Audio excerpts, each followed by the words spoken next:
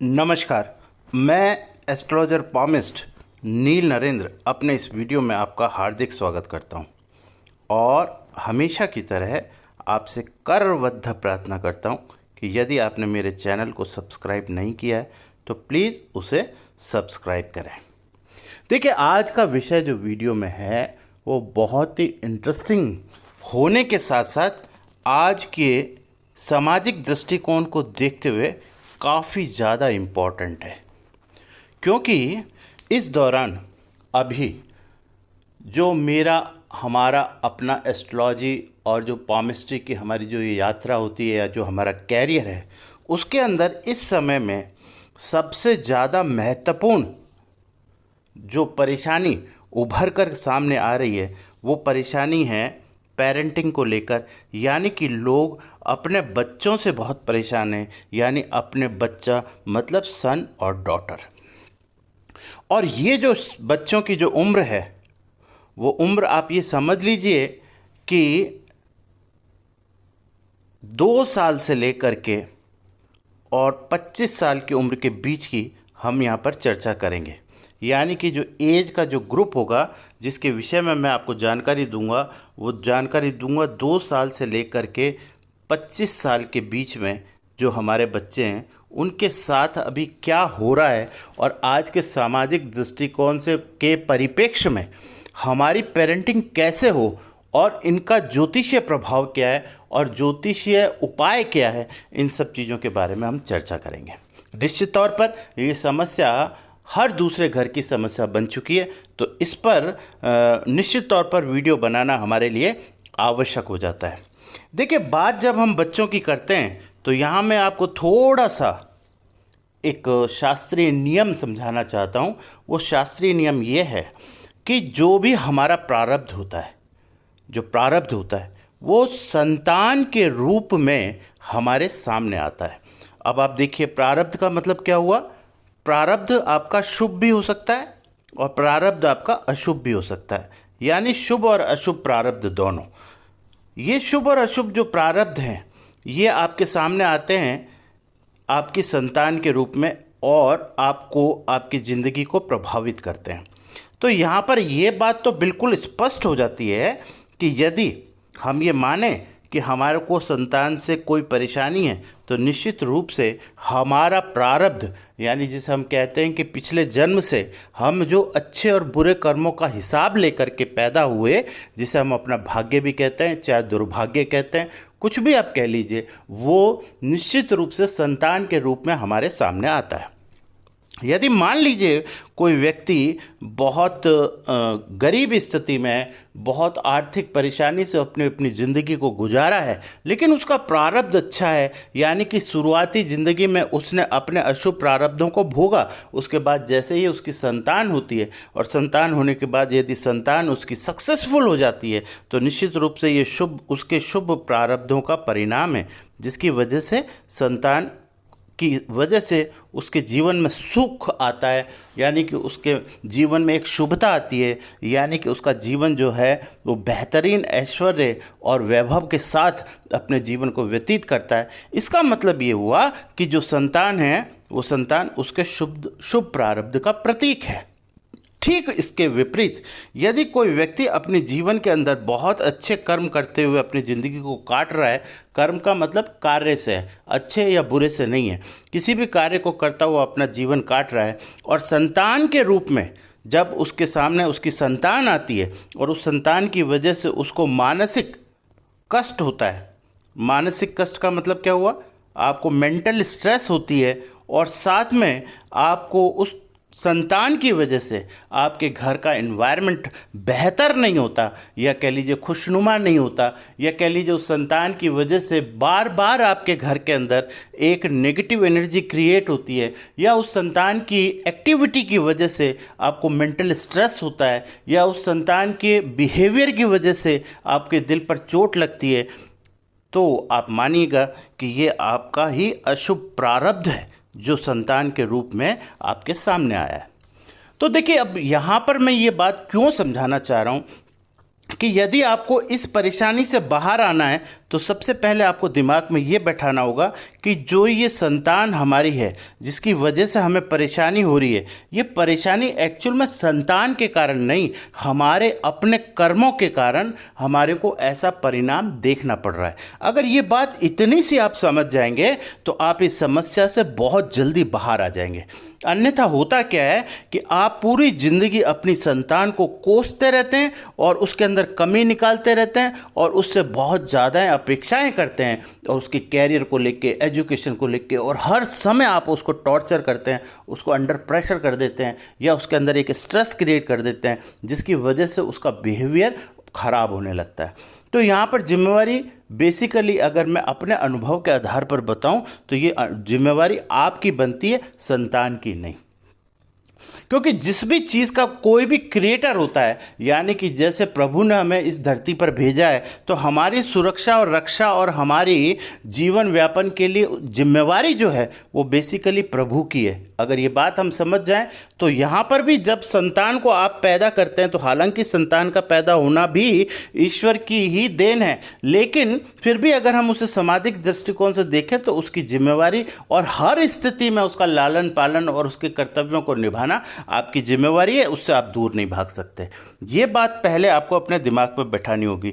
अब हम इसका ज्योतिषीय आपको मैं समझाना चाहता हूँ कि क्यों हमारे साथ ऐसा होता है। देखिए, सबसे पहले जिस भी संतान के बारे में हम बात करें, चाहे इट मे बी सन हो, चाहे डॉटर हो, या बेटा हो या बेटी हो, जिन लोगों का प्रभाव इसके ऊपर सबसे ज़्यादा, जो प्लैनेट जिसकी वजह से बच्चा डिस्टर्ब होता है, वो प्लैनेट मैं आपको बता दूं कि सबसे इम्पॉर्टेंट वो प्लैनेट होता है राहु।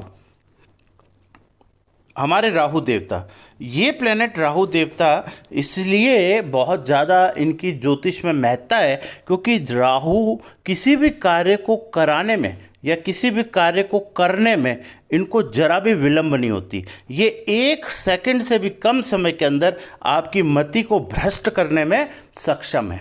जबकि और प्लैनेट, जैसे हम सैटर्न की बात करें, स्लो मूविंग प्लैनेट होने की वजह से उसके परिणाम आपको धीरे धीरे प्राप्त होते हैं। यानी अगर वो सैटर्न आपको पैसे वाला बनाएगा तो 10 साल लगा देगा पैसे बनाने में, अगर आपको गरीब करेगा तो भी 10 साल लगा देगा, यानी इतने लंबे समय तक इसका प्रभाव होता है। शनि के कारण अगर आपको कोई क्रॉनिक डिजीज़ हो गई तो आपको उसको, अगर मृत्यु को भी आप प्राप्त होंगे तो भी आपको 8-10 साल की बीमारी के बाद मृत्यु होगी। यानी धीरे धीरे धीरे धीरे, ये शनि का नैसर्गिक गुण है।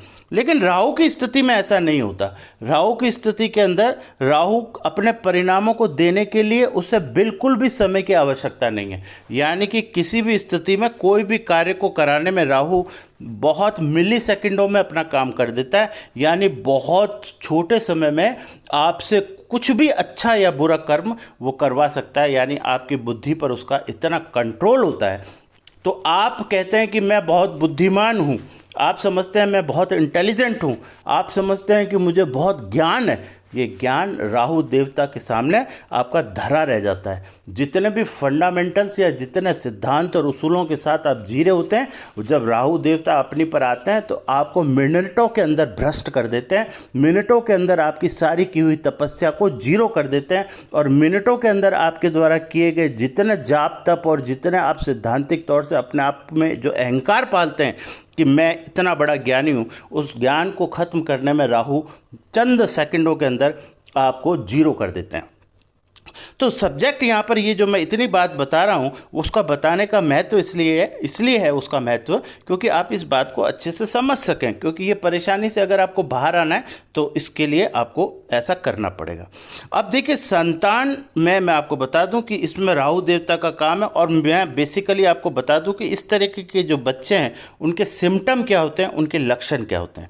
सबसे पहली चीज़ तो इनमें जो राहु का रोल जो है वो मेन प्लैनेट है जो कि बहुत महत्वपूर्ण भूमिका निभाता है।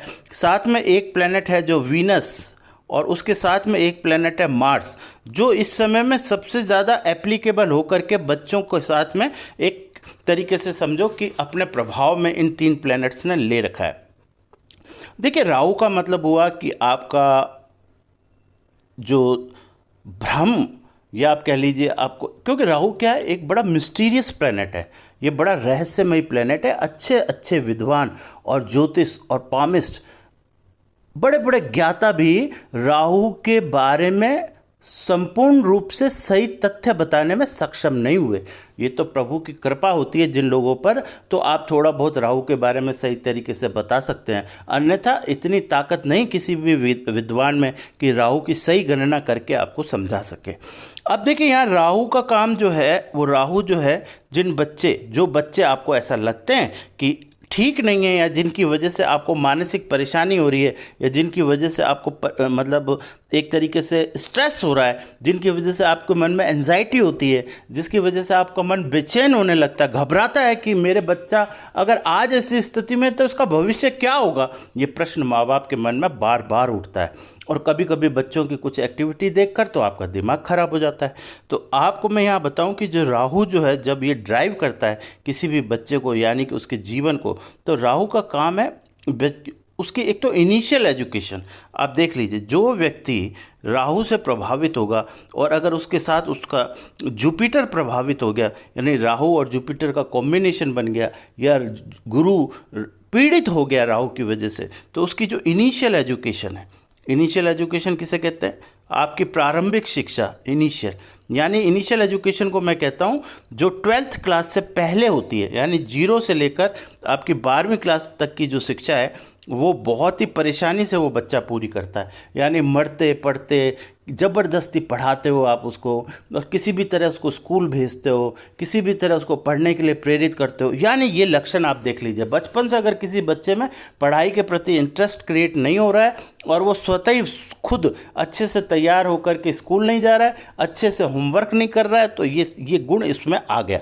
साथ में आप देखेंगे कि ऐसे बच्चे जरूरत से ज़्यादा थोड़े मैच्योर होते हैं। यानी इनकी बातें सुनकर आपको ऐसा लगेगा कि ये बातें इनको बताता कौन है, इनको ये बातें समझाता कौन है, यानी ये कैसे ऐसे बोल पाते हैं, क्योंकि आपको उम्र के हिसाब से लगेगा कि ऐसी उम्र में तो बच्चे को इतनी बात नहीं करनी चाहिए। तो ये भी ऐसे ही बच्चों का लक्षण है जो राहु से पीड़ित होते हैं। साथ में ये बच्चे जो हैं अभद्र भाषा का उपयोग करते हैं, यानी इनकी जो वाणी होती है, यानी वे ऑफ कम्युनिकेशन होता है, वो बड़ा लोअर कैटेगरी का होता है। जब भी ये थोड़े एग्रेसिव होते हैं, थोड़े से गुस्से में होते हैं, इनकी भाषा बदल जाती है। और साथ में ये किसी भी एक्टिविटी को अंजाम दे देते हैं, यानी कि हाथ में अगर कोई गिलास है तो उसको फेंक के मार देंगे, उनके हाथ में कोई चीज़ है, मोबाइल है, तो उसको तोड़ देंगे, हाथ में कोई रिमोट है तो उसे तोड़ कर फेंक देंगे।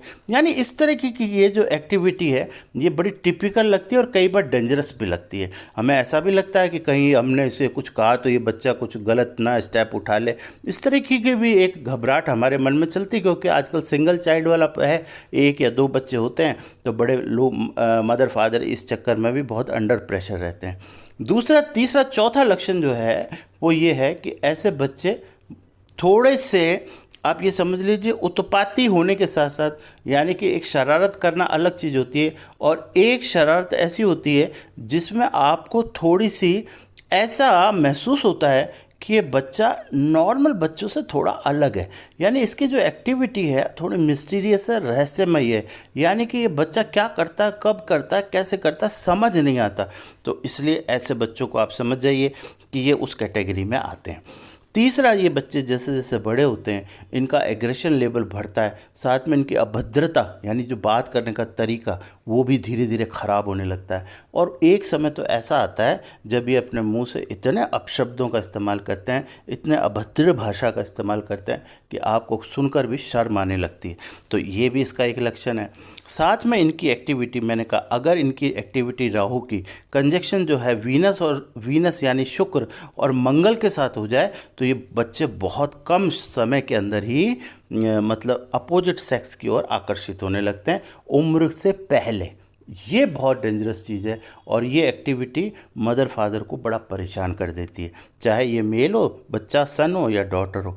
ये सारी स्थितियां जो है वो बच्चों को स्ट्रेस, आजकल आपने देखा होगा पेरेंट्स को बहुत कम उम्र के अंदर ब्लड प्रेशर, डायबिटीज़, जो ये स्ट्रेस होती है ना, उसका बेसिक कारण ये। अब होता क्या है कि इन सब चीज़ों को आप डिस्कस नहीं कर पाते। डिस्कस करेंगे भी किससे? अगर आप अपने रिश्तेदार से करते हैं तो आपकी मजाक उड़ाएंगे लोग, आप अपने पड़ोसी से करते हैं तो वो आपकी मजाक उड़ाएंगे, आपके बच्चे आपके बारे में आपको कहेंगे कि आप हमारी बात क्यों कर रहे हैं, क्यों आप ऐसा कर रहे हैं। तो आप बड़े परेशान और टेंशन में आ जाते हैं, आखिर करें तो करें क्या, और आप घुटने लगते हैं अंदर ही अंदर। यानी ये घुटन आपके अंदर, शरीर के अंदर आपको बीमार कर देती है। तो ये जो प्रॉब्लम है, ये बेसिक प्रॉब्लम मैंने आपको बताई कि इसमें पढ़ाई लिखाई तो मारिए गोली, बच्चे का बिहेवियर ही इतना ख़राब होता है कि हम पढ़ने लिखने की बात तो क्या करें। तो इस चीज़ से अगर आपको बचना है तो निश्चित तौर पर इसके लिए आप व्यक्तिगत रूप से भी मुझसे संपर्क कर सकते हैं। निश्चित तौर पर इसके बेहतरीन परिणाम मैंने अपनी एस्ट्रोलॉजिकल यात्रा में प्राप्त किए हैं, तो निश्चित तौर पर उसका आप बेनिफिट ले सकते हैं।